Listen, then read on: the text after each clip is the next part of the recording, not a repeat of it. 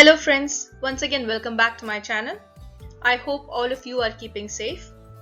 So today I'm going to discuss about distribution and service center business.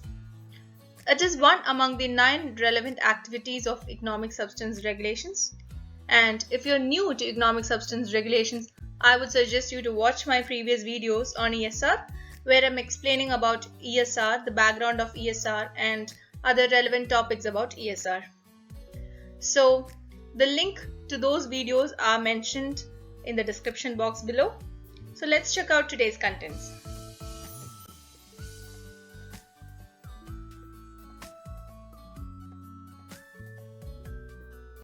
So these are the topics that we are going to discuss today. Definition of distribution and service center business, exceptions to distribution and service center business, core income generating activities of distribution and service center business, and some examples.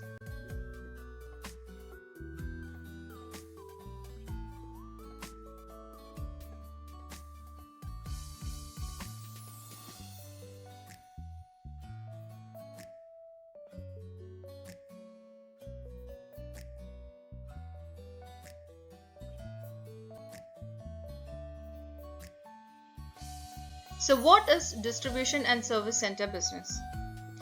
So actually there are two distinct activities covered under one relevant activity heading of distribution and service center business. One is distribution center business and the other one is service center business.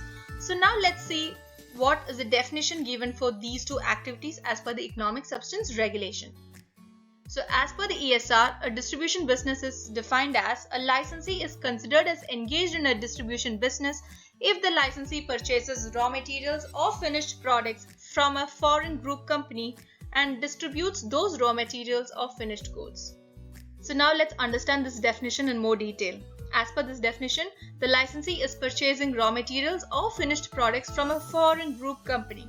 So what is a foreign group company? Foreign group company is a connected person. So what is the definition given to a connected person as per the economic substance regulation? Let's see that first. So as per ESR, the definition for a connected person is a natural or juridical person who is related to one or more natural or juridical person. And this connection can be through direct or indirect ownership or control or common control. So this is the definition for a connected person. And what is a foreign connected person? Here it is mentioned foreign group company. That means foreign connected person. So when a connected person that is not resident or deemed as resident in the state is considered as a foreign connected person. So as per the definition of distribution center business, if a licensee is purchasing raw materials or finished products from a foreign connected person and is distributing those raw materials or finished goods, he is considered as doing a distribution center business. I hope that part is clear for you. Now let's see what is a service center business.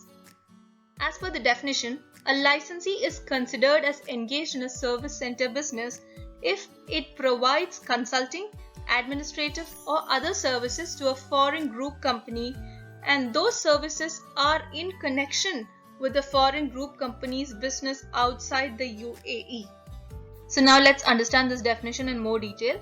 So it is mentioned that if a licensee is providing consulting or administrative or other services to a foreign group company. So we already discussed what is a foreign group company. Foreign group company is a foreign connected person. So if a licensee is providing any of such services like consulting services or administrative or other services to a foreign connected person, he is considered as carrying out a service center business. So the most important factor in this definitions is that a foreign connected person. In the case of a distribution business, the goods or raw materials are purchased from a foreign connected person. In the case of a service center business, the services is given to a foreign connected person.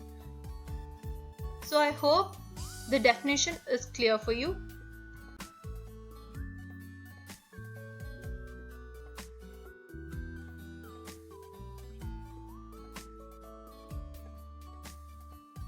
So now let's check out the exceptions for distribution and service center business. Licensees that only purchase goods from or distribute goods to third parties are not considered as engaged in a distribution business. Likewise, licensees that are engaged in the business of providing services to third parties are not considered as carrying on a service center business.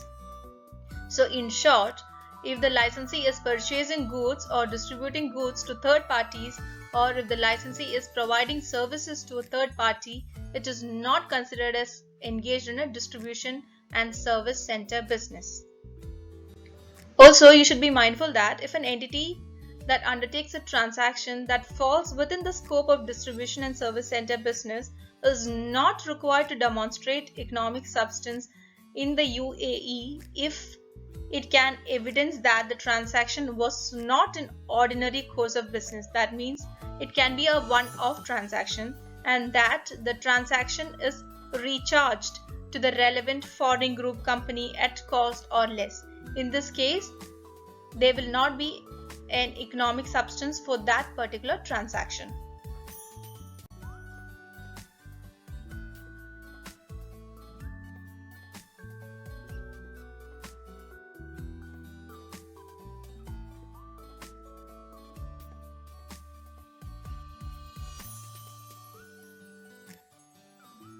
So now let's check out the core income generating activities of distribution and service center business. Basically, there are 4 core income generating activities. Those are transporting and storing goods, components and materials or goods ready for sale. Next one is managing inventories, then taking orders, and then providing consulting or other administrative services. So the last one, that is providing consulting and other administrative services, generally apply in relation to service center business.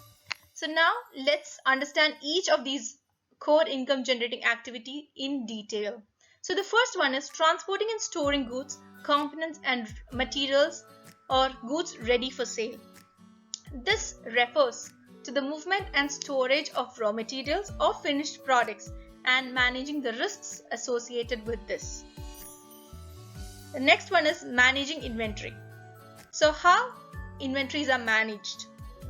It includes considering minimum acceptable inventory levels, managing frequency of stock take, whether using storage space effectively, perishability of inventory, and ensuring security procedures are in place. So this basically means good management of inventories.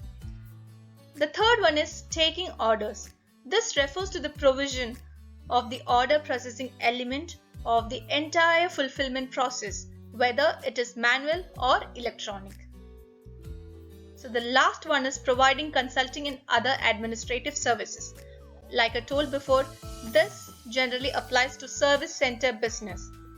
This covers the provision of any type of service to the licensee's foreign group companies.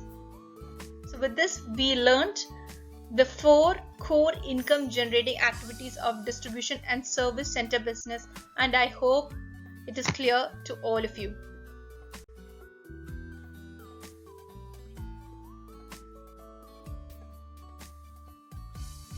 So now let's discuss a couple of examples so that you will get better understanding about distribution and service center business.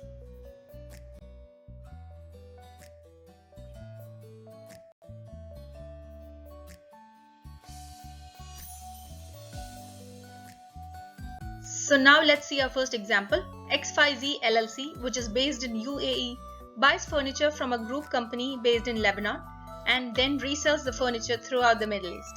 So whether XYZ LLC is engaged in a distribution business. So now let's go back to the definition that we learned before. As per the definition, if a licensee is purchasing goods from a foreign connected person and he is distributing those goods, he is engaged in a distribution business. So in this case, it is very clear that XYZ LLC is buying furniture from a group company which is based in Lebanon. That means it is a foreign group company which is a connected person, and XYZ LLC is reselling the furniture throughout the Middle East. So it is very clear that XYZ LLC is considered as carrying on a distribution and service center business.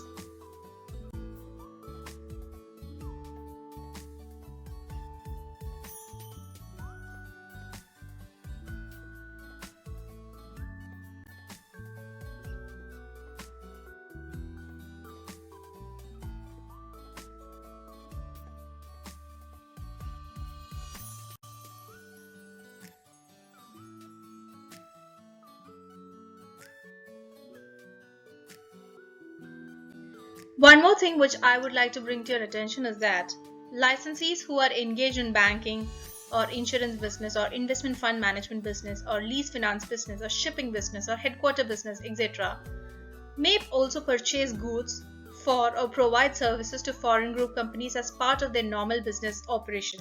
So in order to prevent duplicate reporting, such licensees are not also considered as engaged in a distribution and service center business. So with that, we have reached the end of today's session, and I hope the session was really useful to all of you. Thank you so much for watching. We'll come up with more videos on ESR. So till then, it's bye from me. Take care. Stay safe.